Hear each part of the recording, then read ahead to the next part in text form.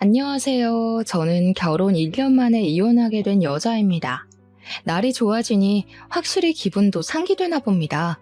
깨끗한 하늘을 보니까 근심 걱정이 싹 다 가벼워지네요.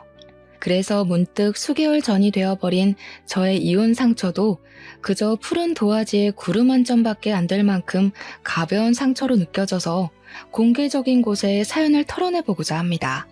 저는 30대 중반 늦은 나이까지 결혼을 안 하고 있었어요. 결혼에 관심이 없었습니다. 이대로 결혼할 상대가 안 생긴다면 죽을 때까지 안 해도 상관이 없었을 정도였죠. 그런데 저희 가족들의 입장은 아니었어요. 가족들은 가족이 있어야 얼마나 안정감 있는 삶을 살 수 있는지, 또 미래를 외롭지 않게 보낼 수 있는지 알기 때문에 매번 제게 결혼을 부추겼습니다. 부모님의 그런 마음은 이해가 되었어요. 부모님은 아마 외동인 제가 먼 훗날 혼자 남겨질 게 걱정이 되셔서 그랬을 겁니다. 저도 그게 겁은 날 것 같지만 그렇다고 오지도 않은 날을 위해 원치 않는 삶을 준비하고 싶진 않았어요. 그만큼 아직 제가 마음의 준비가 안 되었다는 뜻이었겠죠. 그렇게 시간만 보냈다 보니까 저도 어느새 40살을 바라보는 나이가 되어갔고, 그럴수록 아빠가 유독 조급해했어요. 아빠가 제 걱정으로 잠 못 이루는 날이 많은 줄 몰랐는데 엄마가 한날 아빠 몰래 아빠가 제 걱정 많이 하고 있다고 말을 해주더라고요.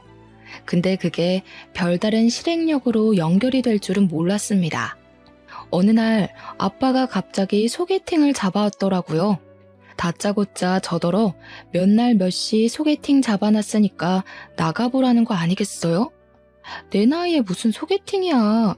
그런 건 더 젊고 어리거나 스펙이 좋은 여자들이나 해야지. 나는 나이도 많은데 그냥 평범한 월급쟁이잖아. 바로 차일걸? 일단 만나보고 생각하라니까.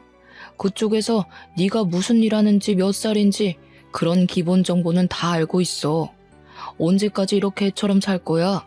엄마 아빠가 평생 너랑 같이 살 줄 알아?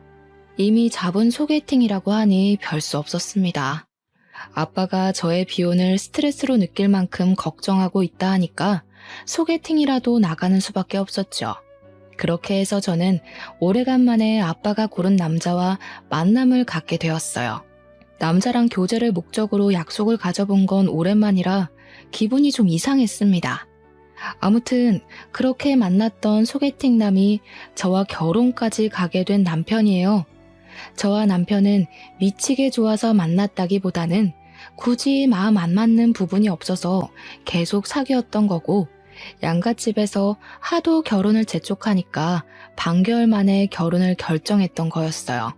마음이 아예 없었던 건 아니라서 남편도 저도 결혼에 대해 거부감은 없었죠. 우리 둘 다 비혼주의가 강력했던 입장이 아니라 당연히 인연이 생기면 결혼할 생각이 있었으니까요. 저희가 결혼한다고 하니 혼수랑 예단은 양갓집에서 알아서 다 해주셨습니다. 저희보다 더 신이 난 양가 집안 어른들을 보면서 저랑 남편은 부모님들께 여태 효도랍시고 해드렸던 건 별것도 아니었구나 싶었어요. 이제야 효도를 하는 것 같아 나름 뿌듯했었네요. 어쨌든 저희는 만난 지 반개월밖에 안 되었는데 얼떨결에 결혼까지 하게 되었습니다. 주변에서는 저더러 정신 나갔다고 하지만 저는 꼭 그렇게 생각하지도 않았어요. 미치게 사랑해서 결혼해도 이혼하는 사람들이 태반인데 저랑 남편은 서로 덜 사랑했으니 사람을 더 객관적으로 보고 판단할 수 있었다고 봤거든요. 애초에 남편이랑 저는 서로한테 콩깍지가 없어서 서로에 대해 착각할 이미지 따위도 없었다는 겁니다. 일부러 무언가를 안 보여주려고 숨기는 게 아닌 이상 말이죠. 그래서 저는 제 결혼 생활이 감히 평범하고 행복할 거라고 자신했어요. 남편이 제 사생활, 우리 부부 영역을 방해하지 않는 선에서 가지는 시간은 남편만의 자유라고 생각했고, 남편 또한 제 개인적인 영역을 터치하지 않기로 저희는 합의도 봤습니다. 이런 건 서로 덜 사랑이기 때문에 덜 집착할 수 있어서 가능했다고 생각했어요. 이렇게만 존중하고 산다면 당연히 갈등 횟수는 자연스레 적을 수밖에 없다고 봤죠. 그런데 신혼여행 날부터 본의 아니게 당황스러운 상황을 목격했는데요. 그로 인해 제가 살짝 역정을 냈었어요. 남편이 씻지도 않고 침대에 눕더라고요. 씻고 누우라니까 피곤한 목소리를 하면서 저보고 먼저 씻으라대요. 그렇게 피곤하면 먼저 씻고 나와서 먼저 자라고 했거든요. 그런데 그건 곧 죽어도 싫다더라고요. 이유는 단지 피곤해서였어요. 할 수 없이 제가 먼저 씻었습니다. 남편 피곤할 테니까 배려해서 일부러 서둘러 씻고 나왔어요. 그런데 남편 상태가 어땠는지 아시나요? 그 더러운 몸뚱어리로 이불을 돌돌 감아서 자고 있는 거 아니겠습니까? 심지어 이미 잠옷으로 갈아입은 채 말이죠. 잠옷으로 갈아입을 정신이 있었으면 먼저 씻으러 갈 것이지. 우리가 좀 오래 돌아다니긴 해서 피곤한 건 이해하겠는데 그렇기 때문에 더 씻고 자야 된다고 생각했거든요. 바깥 먼지도 둘러쓰고 땀도 흘렸단 말입니다. 그런데 남편은 찝찝하지도 않은지 그대로 잠들어 버렸더라고요. 제가 깨워도 꼼짝도 안 할 만큼 기절해버린 거 아니겠습니까? 일부러 안 일어나려는 것 같기도 했어요. 나중엔 결국 제풀에 지쳐서 저도 포기해버렸어요. 피곤하니까 어쩔 수 없다 생각하고 남편을 이해해줬죠. 근데 남편이 다음날도 샤워를 안 하고 그냥 누우려고 하더라고요. 그건 좀 아닌 것 같아서 제가 필사적으로 침대를 막아섰습니다. 또 안 씻으려고? 좀 씻어. 어제도 안 씻었잖아. 찝찝하지도 않아? 자기한테서 땀냄새 엄청 나거든? 에이, 무슨 땀냄새가 난다고 그래. 가는 곳마다 에어컨 있어서 땀 생겨도 금방 다 증발해버렸는데. 지금도 만져봐봐. 안 끈적거리잖아. 과연 안 끈적거렸을까요? 어제 누적된 땀까지 곁들여져 사람 가죽이 아닌 다른 걸 만지는 기분까지 들었어요. 그 상태로 저를 안아주려고 해서 제가 진심으로 잔소리를 했더니 그제야 저한테 양보해주겠다는 듯 씻으러 가더라고요. 아무리 피곤해도 그렇지 땀 흘리고 샤워 안 하는 건 상대방에 대해 예의 없는 거 아닌가? 가는 동안에도 귀찮다고 얼마나 툴툴거렸는지 몰라요. 남편이 저렇게까지 귀찮아하는 모습은 처음 봤을 정도였습니다.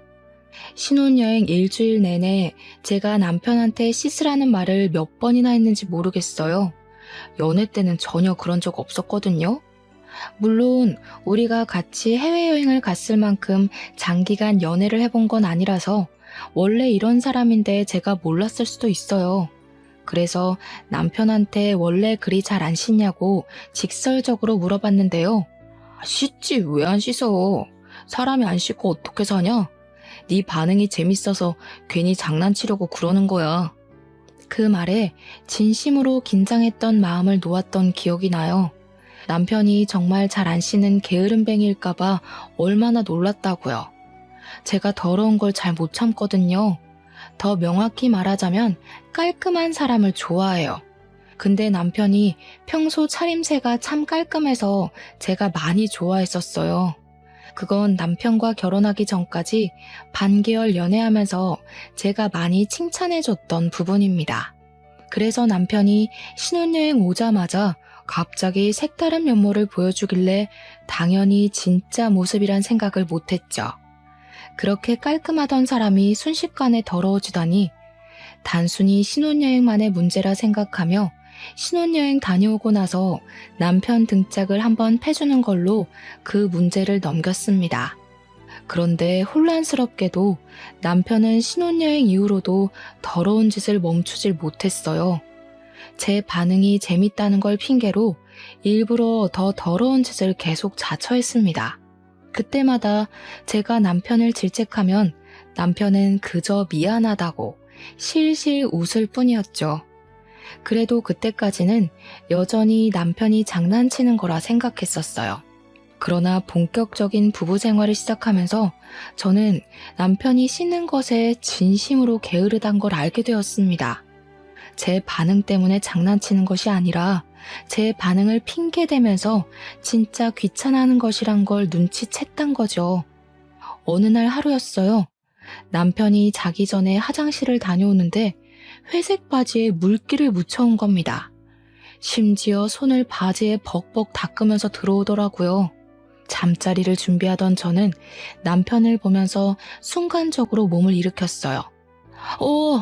바지 앞에 물 뭐야? 설마 소변 아니지? 설마 다 큰 어른이 그렇게까지 칠칠 맞은 짓을 했을까? 손 씻다가 흘린 거야? 소변 맞는데? 실수로 좀 묻었어. 여자들은 모르는 남자만의 고민이야. 이런 건 예민한 부분이니까 웬만하면 지적하지 말아줘. 남편은 뭐가 그리 재밌는지 키들거리며 침대로 올라오려고 했어요. 저는 진심으로 너무 더러워서 머리털이 솟는 기분이었습니다.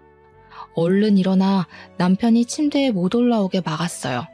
아까 손을 바지에 닦는 것 보니까 손도 안 씻은 것 같더라고요. 저는 남편을 방 밖으로 떠밀면서 가서 씻고 오라고, 안 그럼 밖에서 자게 할 거라고 내쫓아 버렸어요. 그랬더니 남편이 피곤했는지 살짝 귀찮아 하더라고요. 깐 짜증나 있는 것 같기도 했습니다. 결혼까지 해놓고 왜 이제 와서 유난이야. 더 이상 서로 잘 보이려고 안 해도 되잖아. 우리 이젠 좀 편하게 살자. 나도 너 약점 다 눈 감아 줄게. 뭘? 이건 약점이 아니라 기본 예의거든? 네가 이렇게 소변 묻히고 다니는 거 언제 나한테 보여준 적 있냐? 보고 싶지도 않은데 지금 본 것도 진짜 너무 충격적이거든? 내가 말 안 했었나? 나 손 안 씻고 네 손 잡은 적은 많은데 어쩐지 좋다고 잘만 잡길래 그런 거 거부감 없는 줄 알았네. 그 말에 제가 대꾸도 못하고 충격받고 있으니까 남편이 저를 보곤 웃음을 빵 터트리더라고요. 그러면서 저보고 자기가 손 씻었는지 안 씻었는지 모르지 않았냐면서 아주 적반하장으로 나오는 겁니다. 진심으로 기분 상한 내 표정은 보이지도 않는지 남편은 손을 씻고 방에 들어가 누울 때까지도 낄낄거렸어요. 일단 이미 지나버린 일이니까 앞으로 주의시키는 게 더 중요하다고 생각해서 저는 남편에게 확실히 제 의사를 말했어요. 그리고 저는 이날의 악몽이 겨우 불길함의 시작이었다는 게 아직도 충격입니다. 쎄한 기분에 시동이 걸리더니 시간이 갈수록 남편은 잘 안 씻는 걸로 모자라 그냥 위생 상태가 개쓰레기급이라는 걸 스스로 증명해 나갔어요. 제가 결혼한 사람이 맞나 싶을 정도로 낯설었습니다. 어째 같이 살면 살수록 모르는 이 같아지는 건지 참 알 수 없는 일이었죠. 남편은 대변도 깔끔하게 못 닦아서 이상한 냄새를 달고 다녔고 희한할 정도로 옷을 잘 안 갈아입었습니다. 그리고 신혼여행 때처럼 땀을 흘리더라도 식어버리면 샤워를 안 하는 거는 물론 하다못해 발조차도 안 씻었어요. 그래서 남편이 지나다니는 곳마다 발냄새가 온 바닥에 찍혀서 향이 진동을 합니다. 제가 씻으라고 잔소리를 해도 그때뿐이었어요. 남편이 알겠다고 해놓고 저 안 보는 사이 자버리거나 씻었다고 거짓말을 치면서 냄새를 맡아보라 장난을 칩니다. 장난도 한두 번이지 사람 예민한 문제를 갖고 계속 건들면 화가 나기만 하잖아요. 언제는 시모가 우리 집을 방문했었는데요. 그날 남편도 있었어요. 마침 남편이 발톱 갖고는 손이랑 발을 안 씻고 자꾸 다른 물건을 만지더라고요. 그래서 잘 됐다 싶어 제가 약간 장난식으로 시모한테 남편 발 좀 씻으라고 말해달라 했거든요. 사람 사는 게 다 저렇지 뭘 그러니. 나 물건 만지는 것도 아니고 가족 건데 너 벌써 남편 머리 위에 서려고 기강 잡는 거냐? 아무리 가족이라도 남편은 발에 무좀도 있어서 냄새가 더 심하단 말이에요. 근데 그걸 씻지도 않고 그 손으로 이것저것 만진다고 생각해보세요. 다들 가족이란 이유만으로 이거 다 포용해 주나요? 저는 이때 시모가 남편을 너무 감싸고 돌길래 굉장히 뻘쭘해서 입을 다물어 버렸지만 시간이 좀 지나서 생각해보니 아무래도 시모 마인드가 이해하기 어려웠어요. 아들이면 악취고 뭐고 다 예뻐 보이는 건가? 대체 자식의 사랑은 어디까지 뻗칠 수 있는 건가? 그런 생각을 했었습니다. 남편의 문제는 늘 심각하다 느끼고 있었지만 제가 언제 가장 심각함을 느꼈냐면요. 아무래도 신혼집이니까 저희가 집들이를 해야 했거든요. 각자 친구들을 초대했는데 남편 친구들은 잘 왔다가 갔어요. 그런데 제 친구들이 기분 좋게 집을 찾아온 날 사달이 나고 말았습니다. 다들 저희 집을 들어오자마자 갑자기 표정이 이상해지더라고요. 그러면서 신발장 앞에서 주춤거리는 겁니다. 이런 말하기 미안한데 왜 집에서 외국인 암내가 나니? 나 이런 냄새 중국에서 교환학생 다닐 때 지하철에서 맡아본 것 같은데? 야, 여기서 어떻게 살고 있어?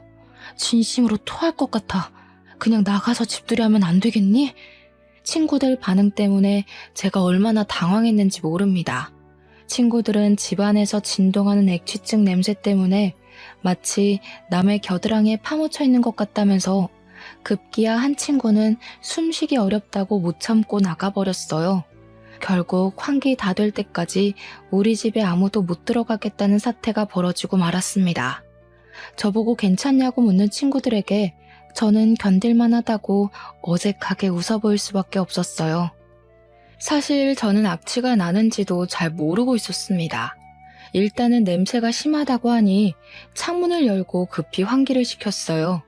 그동안의 2시간가량은 친구들을 데리고 밖에서 놀아야 했죠. 제가 그때 얼마나 쪽팔렸는지 몰라요. 창문 열고 바람 냄새 맡다가 거실 안으로 들어가니까 묘하게 액취증 냄새가 나긴 나더라고요. 근데 사실 긴가민가 했었어요. 근데 저는 긴가민가하게만 느껴졌다는 것이 더 화가 나더라고요. 친구들은 숨을 못 쉴 만큼 괴로웠던 냄새라는데 저는 그 냄새에 익숙해져서 몰랐다는 거잖아요. 그 정도로 그 더러운 냄새에 적응된 제 자신이 너무 끔찍했습니다. 언젠가는 그 냄새가 곧 제 냄새가 될 수도 있는 거고 저도 모르는 사이 제 주변 사람들에게 안 씻었다고 억울한 누명을 쓸 수도 있는 거 아닙니까? 생각만 해도 기분 나쁘고 충격이었어요. 별거 아닌 것 같아 보이지만 집안에 존재하는 모든 것에 이상한 냄새가 밴다고 생각해보세요. 이거 생각 외로 골치 아픈 문제입니다. 아무튼 환기가 되긴 했어도 가구들의 배인 냄새까진 어쩔 수 없어서 친구들은 잔잔한 액취증 냄새를 계속 느껴야 했습니다. 그 때문에 저희는 제대로 된 술자리를 갖지 못했어요. 친구들이 음식에서 액취증 냄새가 나는 기분이라면서 입맛이 뚝 떨어진다고 하더라고요. 저 같아도 음식 먹는데 겨드랑이가 떠오르면 입맛이 없어질 것 같거든요. 친구들이 대체 이런 냄새 왜 나는 거냐고 저한테 조심스레 물어보기도 했는데요. 그때 저는 순간 제 남편을 언급하는 게 창피해서 사실을 숨기고 말았어요. 잘 모르겠다고 그리만 둘러댔죠. 그러니 친구들은 장난친다고 혹시 외국인 우렁각시 사는 거 아니냐, 외국인 하숙생 있는 거 아니냐, 남편이 외국인 아니냐, 온갖 외국인 얘기를 다 갖다 붙였습니다. 저도 부산에 놀러가서 해운대의 한 실내 공간에서 외국인 특유의 겨드랑이 체향을 맡아본 적이 있거든요. 그들이 있던 공간에만 들어가도 그 냄새가 가득하더라고요. 친구들이 대충 무슨 기분을 느끼고 있는지 알 것 같았어요. 그래서 우리 집에 오래 있다가 가라는 말도 할 수가 없었습니다. 저는 결국 악취 때문에 집들이를 망치게 되는 사태까지 벌어졌어요. 그렇게 씻어달라 부탁했던 남편은 친구들이 집들이 온다고 했던 그날도 씻지 않았습니다. 퇴근하고 집에 들어오자마자 남편은 친구들한테 인사만 하고서 바로 안방에 들어갔어요. 아마 또 씻지 않은 몸으로 침대에 올라가 누웠겠죠. 상상만 해도 이미 저의 한계치가 턱 끝까지 차올랐습니다. 그 시점 안방에 있던 남편이 코미디 프로그램을 보면서 웃는 목소리가 들리더라고요. 더는 못 참겠던 저는 한 소리 하기 위해서 안방으로 향했어요. 문을 열었더니 남편이 무좀 걸린 발을 긁으며 그 손으로 리모컨 만지는 걸 목격했습니다. 저를 본 남편은 친구들 잘 보내줬냐고 속 편한 소리만 해댔어요. 저는 이대로는 더 이상 변화가 없을 것 같아서 결국 남편한테 최후의 선언을 하였어요. 아무래도 당신 좀 심한 것 같다. 이렇게 살다간 나까지 후각이 고장날 것 같아. 당신 병원에 날 잡아서 액취증 수술하러 가자. 뭐? 뭔 수술? 내가 수술을 왜 해? 나 얼마나 건강한데. 그리고 쓸데없이 겨드랑이 뭐하러 수술하냐? 돈이 남아 돌아? 사람 죽는 것보단 돈이 빠듯한 게 나아. 지금 이 방에도 악취가 진동을 한다고. 내 친구들이 오죽했으면 우리 집에 외국인 사냐고 물었겠어. 그 와중에 남편이 무좀을 얼마나 긁었으면 까만 이불에 발에서 떨어진 각질들이 나뒹굴고 있었습니다. 그마저도 제 눈에 엄청 거슬렸어요. 남편은 혼자 쓰는 침대도 아니면서 꼭 한 번씩 저런 식으로 이불에 더러운 짓을 저질렀습니다. 제발 무좀 관리도 좀 받아. 무좀도 배우자한테 옮길 수 있다는 거 몰라? 그리고 더럽게 왜 자꾸 잠자는 자리에서 발을 긁고 난리야. 당신 때문에 나까지 무좀 옮으면 나 진짜 집 나가버린다. 제가 악에 받쳐서 소리치자 남편은 그제야 자기 발 각질 때문에 그러냐면서 이불 위에 있는 이물질을 탈탈 털어서 바닥으로 죄다 떨어뜨렸습니다. 그 모습을 보는데 정말 기가 막혀서 말이 안 나오더라고요. 내가 안 씻어서 그런 거지 수술은 뭔 수술이야. 나도 누구 만나거나 필요할 땐 씻어. 특히 양치는 매일 하고 있고 한 번씩 사우나 가고 싶으면 씻고. 그게 다야? 고작 그런 걸로 떳떳하다 자랑하는 거냐? 다른 사람들은 매일 씻는 걸 도대체 당신은 왜 못해? 매일 씻는 건 상식이라고. 그거 다 편견이야. 나 봐. 매일 안 씻어도 엄청 건강하잖아. 그리고 씻어봤자 일하러 가면 5명 보는 게 다인데 뭐하러 굳이 때 빼고 광내겠어? 남편은 부동산 사무실에서 일하고 있습니다. 찾아오는 사람이 그리 많지 않아서 출근하면 잠만 잔다는 걸 우연히 들었어요. 남편이 복장은 깔끔하게 입는 편이라 사람들이 겉으로 보기엔 멀쩡한 줄 압니다. 향수를 얼마나 뒤집어 쓰고 다니는지 악취가 느껴지기 전에 향수 냄새에 놀라서 코를 막을 정도로 뿌려서 남편과 철썩 붙어있지 않는 한 웬만큼 냄새는 또 안 느껴지더라고요. 네 남편 냄새 난다고 동네방네 소문나는 것도 짜증나지만 한편으론 아무도 모르고 저만 길길이 날뛰는 것이 억울하기도 했습니다. 왠지 제가 예민해서 남편을 못살게 구는 것처럼 비치는 것 같았거든요. 날 위해서 노력해줄 순 없는 거야? 내가 당신이랑 아무것도 못하겠다잖아. 우리 신혼인데 이게 뭐냐고. 날 아내로 생각한다면 수술 받고 무좀 약도 타먹고 노력하는 척이라도 좀 해. 갈수록 피곤하게 왜 그러냐. 우리 애초에 벗겨질 콩깍지도 없던 사이 아니었어? 나한테 실망할 것도 없는데 뭘 그렇게 몸서리를 치는데. 남편은 귀찮다고 제 말을 못 들은 척하며 그대로 누워서 자는 척을 했어요. 발 각질이 나뒹굴던 이불 위를 그대로 눕는 남편을 보고 저는 또 오만정이 다 떨어져 버렸죠. 이미 턱 끝까지 차올랐던 한계는 제 이성을 그만 놓게 만들었습니다. 저는 끝내 그날 이후로 남편에게 각방을 선언했고 그제야 제가 성났다는 걸 인식한 남편은 얼렁뚱땅 미안하다는 말을 했습니다. 당연히 남편은 그 사과도 그저 말뿐이었어요. 저와 화해를 하기 위해 무언가를 행동으로 보여주는 건 전혀 없었습니다. 그렇다고 저희 부부 문제로 어른들에게까지 걱정 끼치고 싶진 않았어요. 그래서 각자 부모님 앞에서 티를 내진 않았습니다. 당연히 집안 행사가 있으면 문제 안 되게 착실히 이행했죠. 그나마 불행 중 다행이었던 건 시댁이 제사도 안 하고 명절도 안 지낸다는 것이었습니다. 두 분은 결혼하기 전에도 말씀하셨던 건데 명절 때마다 여행을 간다고 했었어요. 그래서 우리더러 친정을 가든지 여행을 가든지 알아서 하래서 그건 얼마나 좋았는지 몰라요. 결혼한 친구들도 저보고 유일하게 결혼 잘했다고 말해주는 부분이 바로 이 부분이었습니다. 그래도 남편이 친정에 가서는 우리 엄마가 시키는 대로 손도 씻고 나름 멀쩡한 사람인 척 하더라고요. 근데 그걸 보니 문득 나랑 연애할 때도 내가 보는 곳에서만 저런 식으로 멀쩡한 사람인 척 했겠구나 싶은 겁니다.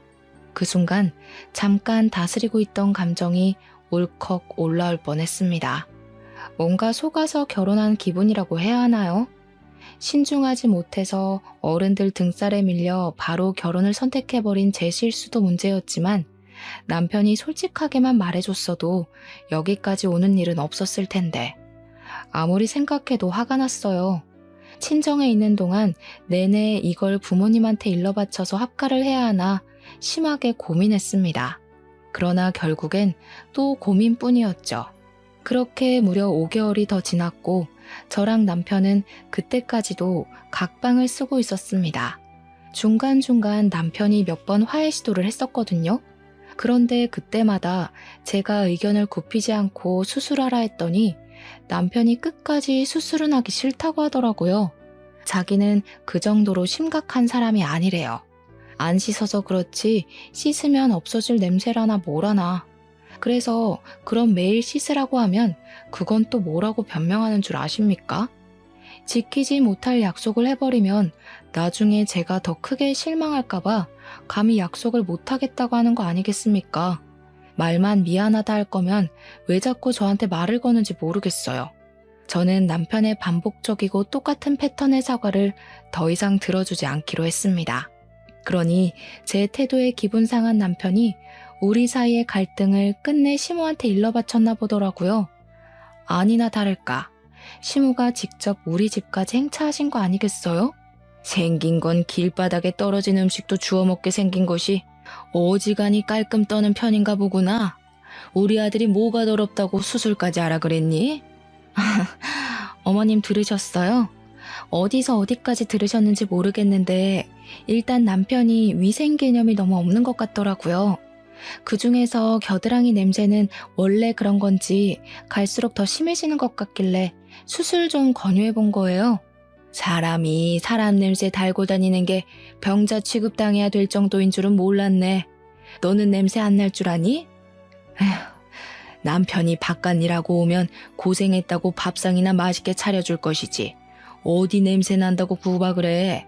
그게 고생의 흔적이라는 거 몰라?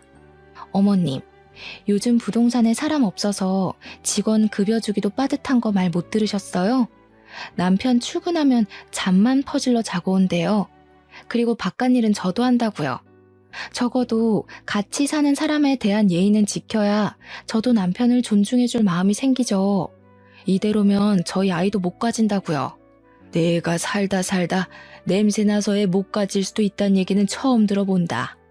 괜히 네 몸 어디 문제 있는 걸 내 아들 핑계 대면서 슬금슬금 밑밥 가는 거 아니니? 대화의 전개가 왜 이렇게 연결됐는지 잘 모르겠지만 시모는 뜬금없이 제 불임을 의심했습니다.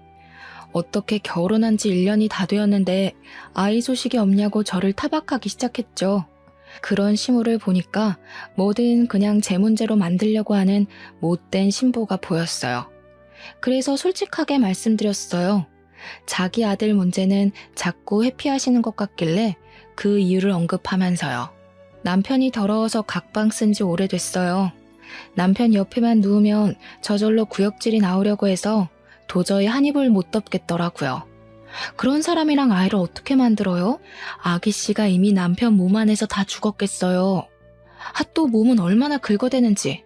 저희 방 이불 까만색인데 하얀 가루가 드글드글해요. 지금 보러 가실래요? 제가 시모를 앞장서 안방으로 가려고 하니까 시모가 짜증이 났는지 표정 썩히면서 저더러 건방이 하늘을 찌른다며 다짜고짜 뺨을 때렸습니다. 손찌검을 당할 줄은 몰랐기에 저 그때 상당히 당황했었어요. 대체 제가 왜 이런 문제로 맞기까지 해야 되는 건지 나중에는 억울함이 밀려오기도 했습니다. 그럼 내 아들이 여태 외롭게 지냈다는 거냐? 어디서 이런 불려우 같은 게 들러붙어선 감히 내 아들을 외롭게 만들어. 그렇게 내 아들이 냄새나고 더러우면 아예 집을 나가버리지 뭐하러 각방만 쓰고 앉았니? 말씀 잘하셨네요. 안 그래도 남편이 너무 고집부려서 이젠 그만 포기하려고요. 도저히 어머님 아들이랑 한 지붕 아래 사는 거 구역질 나서 안 되겠어요. 여기 더 있다간 없던 병까지 걸릴 지경이라니까요. 저는 시모를 내버려 두고서 시모 보란 듯이 바로 가방을 챙기러 자리를 떴습니다. 간단히 짐만 챙겨서 나왔어요. 시모는 기가 차서 저를 지켜보고만 있더라고요. 그 순간 나가기 전에 갑자기 어떤 생각이 번뜩 떠오른 겁니다. 발길을 돌려 시모한테 다가가 냄새를 맡아봤어요. 그러니 시모가 기겁하면서 저를 기겁하면서 밀어내더군요. 어머님, 어쩐지 어머님은 이 집에 오랜만에 들어오는데도 아무렇지 않길래 이상하다 했어. 어머님도 앞내 너무 심각하네요? 솔직히 말해보세요. 주변에 사람들 안 오죠? 곁에 왔다 하더라도 아마 다들 속으로 욕했을걸요? 어머님도 지금 아드님이랑 똑같이 병자니까. 뭐? 2년이 진짜 막 나가기로 작정했나? 집 나가려니까 눈에 뵈는 게 없는 거야? 나, 네 시엠이거든? 예의 없게 무슨 짓이야? 예의를 갖췄기 때문에 어머님이라고 불러드리고 있는 거잖아요. 대신 저 이 집 문턱 나가면 더 이상 어머님 며느리 안 할 거라서 말은 예쁘게 못해요. 근데요. 지금 보니까 어머님도 냄새 심한데 혹시 그동안 시댁 못 오게 했던 이유가 이거예요? 실제로 저는 남편과 연애부터 결혼 생활을 하면서 단 한 번도 시댁을 가본 적이 없습니다. 그냥 밖에서 시댁이라는 아파트 건물만 봤을 뿐이었어요. 시댁을 방문할 기회가 없었던 것도 아니었거든요. 근데 시댁과의 모든 약속은 전부 다 밖에서 해결했어요. 결혼 인사를 갔을 때도 외식을 했고 신혼여행 다녀오고 나서 인사를 드리러 갔을 때도 외식을 했죠. 시부모님 두 분 생신을 챙길 때도 외식을 하였습니다. 제사도 안 하고 명절도 없으니 제가 몰래 시댁을 찾아가지 않는 이상 시댁을 가볼 이유가 없더라고요. 한번 가볼 마음은 있었지만 일을 다니다 보니까 귀찮아서 자꾸 미루는 바람에 그마저도 못 가봤네요. 근데 그날 시모에게서 나는 체향을 맡아보니까 설마 시댁에도 우리 집에서 나는 악취랑 비슷한 냄새가 나서 그러나 싶더라고요. 그저 추측으로 물었던 건데 시모 얼굴이 순식간에 벌개지는 것을 보니 전곡을 찌른 것 같기도 했습니다. 그건 아직도 확인되지 않은 의문이긴 하나 왠지 맞는 듯 했어요. 저는 괜히 평생 냄새에 절여서 익숙해져 온 시모가 불쌍해서 어깨를 톡톡 두들겨 주었어요. 그리곤 신발장으로 가 신발을 신었죠. 참, 손주발하셨죠? 어디서 들었는데 액취증이 유전 가능성 높다더라고요. 저 절대 어머님 집안 혈육 안 낳아줄 거예요. 애 불행하게 만들 일 있어요? 제가 볼 땐 어머님 아들은 함부로 방생하면 안 될 것 같아요. 그냥 병자 아들 끼고 끼리끼리 사세요. 괜히 남의 집 딸내미 건강 망쳐서 원망사지 마시고요. 저의 마지막 인사말에 시모는 더 이상 참지 못하고 제게 달려왔는데요. 저 얼른 현관을 빠져나와 문을 닫아버렸습니다. 계단을 뛰어내려와 버렸죠. 실내에서 시모의 목소리가 얼마나 쩌렁쩌렁하게 울리던지 그렇게 그 집을 탈출하게 되었어요. 원래는 그날 이혼을 할 생각은 아니었거든요. 남편이랑 언제 진지하게 이혼 얘기를 해볼까 날짜를 정하고 있었을 뿐이었어요. 근데 마침 시모가 찾아와서 제 속을 들들 볶아주는 덕에 무작정 저질러버린 거였죠. 어쨌든 그날 친정으로 가자마자 남편한테 곱게 합의 이혼하자고 문자를 보냈어요. 그런데 의외로 남편이 당황해서 전화가 왔더라고요. 남편이 그동안 제 잔소리를 귀찮아해서 좋아할 줄 알았는데 느닷없이 저를 붙잡는 거 아니겠어요? 무슨 소리야? 이혼이라니? 각방 쓰는 것까진 내가 봐줄 수 있는데 이혼으로 협박하는 건 아니지. 아무리 우리가 적당히 좋아하는 마음으로 결혼했다고 해도 이렇게 쉽게 이혼하는 게 말이 돼? 결혼한 지 이제 겨우 1년 넘었는데 우리가 애초에 그 정도의 마음으로 결혼한 이유가 뭐였는데 서로한테 미쳐서 결혼하면 그만큼 서운한 것도 많아서 존중도 못 해주고 마음도 빨리 식어서 그런 거 아니었어? 나도 당신이랑 살면서 이딴 이유로 이혼하게 될 줄은 몰랐다. 그러게 적당히 했어야지.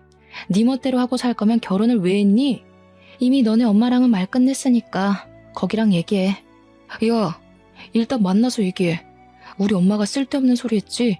엄마는 무조건 부정적으로 얘기하는 사람이라서 귀 기울여 들을 필요 없어. 내가 다시 설명할게. 나 매일 씻을 테니까 우리 천천히 얘기해보자. 남편은 제가 시모한테 혼쭐 나면 고개 숙이고 한 발 물러날 줄 알았나 봅니다. 그랬는데 제가 바로 이혼 통보를 해버리니 당황스러웠겠죠. 근데 남편이 진짜 이혼만큼은 하기 싫었나 봐요. 남편 입에서 매일 씻겠다는 말이 나올 줄은 몰랐는데 의외였어요. 심지어 필요하면 수술도 흔쾌히 하겠다고 난리대요. 수십 번이나 기회를 줬는데 절벽 끄트머리로 내몰리니까 그제야 무서운가 보지? 그렇게까지 고집 부려야 말 듣는 놈이랑은 더 이상 못 살아. 비 맞춰주기도 싫고. 또 이미 네 엄마한테 뺨 맞은 게 기분 나빠서 어머님으로 모시고 싶지도 않아. 맞았어? 엄마가 때렸다고? 엄마가 그런 말은 없었는데. 내가 가서 혼내줄게. 내가 다 잘못했어. 너 아니면 누가 나 같은 거랑 결혼해준다고. 나 이대로 이혼하면 죽을 때까지 혼자 살아야 될지도 몰라. 그게 내가 바라는 거야. 넌 제발 결혼하지 말고 혼자 살아줘. 그 썩은 몸뚱아리를 또 누구 주려고. 너 하나 살자고 다수를 죽이는 건 좀 아니지 않아? 대체 어쩌다가 그 지경으로 컸는지 모르겠는데 제발 이 계기로 위생 개념 좀 갖췄으면 좋겠다. 남편은 제 말에 더 이상 매달리지도 않고 아무 대답이 없었습니다. 답이 없길래 저도 그냥 합의서 도장 찍을 일 생기면 연락하라고 말한 뒤 끊어버렸어요. 그 뒤로 한 일주일은 지났을 겁니다. 남편은 이혼 안 해주고 그 정도만 버티다가 결국 자기도 어쩔 도리가 없었는지 도장을 찍었어요. 어떻게 보면 더러운 부분 말고는 잘 맞았으니까 결혼까지 간 게 아닌가 싶은데 한편으로는 더러운 것이 드러나자마자 좋았던 장점이 다 가려질 만큼 단점이 컸다는 거잖아요. 그렇기에 아쉬운 이유는 아니었습니다. 다만 사람 대 사람으로서 그런 식으로밖에 못 살고 있는 남편의 인생이 안타깝긴 하네요. 자기가 이혼당한 이유를 부디 수치스러워해서 앞으로는 관리 좀 하길 바랄 뿐입니다. 속은 시원했지만 저도 이혼을 했다는 것 자체는 참 상처고 속상한 일이었습니다. 한동안 직장 일도 손에 안 잡혔을 만큼 정신이 딴 곳에 팔려있기도 했어요. 그런데 저의 이혼에 대해서 저보다 더 가슴 아파하는 사람이 한 분 있었는데요. 바로 우리 아빠였어요. 제가 이혼을 해서 가슴 아파했다기보단 자기가 소개해준 사람이 그 모양 그 꼴이었다는 것에 죄책감을 느끼시는 것 같았습니다. 제가 괜찮다고 말씀드렸고 어른들의 부추김이 있었지만 결혼을 결정한 건 나와 남편이었다고 달래주었죠. 그런데도 아빠는 아무래도 제게 많이 미안했나 봅니다.